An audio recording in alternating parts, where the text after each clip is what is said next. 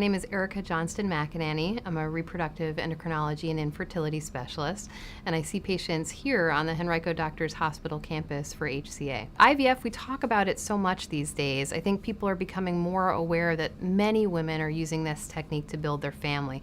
And for me, that's thrilling because I'm happy that people are talking about it and supporting each other as a community.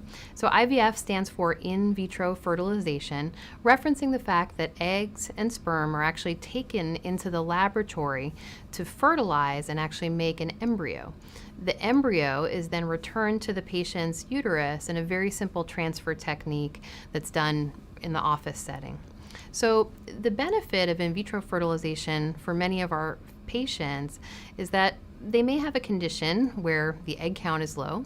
Perhaps their partner has a condition where the sperm count is low.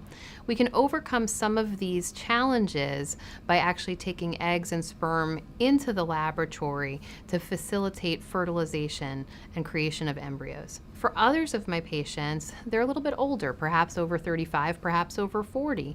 Many worry that the biologic clock is closing in and ticking quickly. The good news with a technique like in vitro fertilization is that for those patients who are of advanced reproductive age, we can actually provide genetic screening and testing to the embryos and actually determine if they're chromosomally normal or not before we return them to a patient's uterus.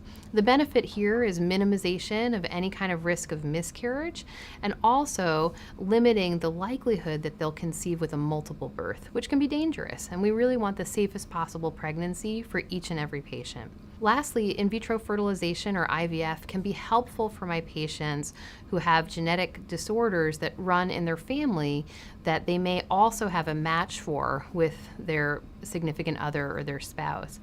Unfortunately, some families discover this because they have a child who's born with an affected condition. For such families, we can actually help them to build their family, test embryos to be certain that the embryos don't carry that same genetic single gene disorder, and then only transfer unaffected embryos to be carried and turn into a pregnancy. It's really a novel technique to help families who've suffered from single gene disorders, have lost children, or don't want a genetic condition to be passed down to future generations. So the success rates for IVF truly vary by patient, and unfortunately it can vary considerably based on a patient's age. And for any patient who's embarking upon IVF, we always sit down and meet with the patient ahead of time to predict her success rate based on her egg reserve testing, her ovarian reserve, and any other potential factors such as issues with implantation in the uterus or problems with the male partner sperm. Success rates for patients who have a very favorable prognosis can exceed 60%.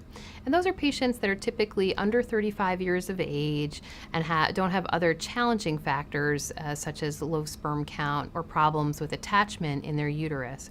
For others, there are additional roadblocks, and so for each and every patient, we'll estimate their success rates before they start treatment, so patients can feel informed and understand what their likelihood of success is per cycle.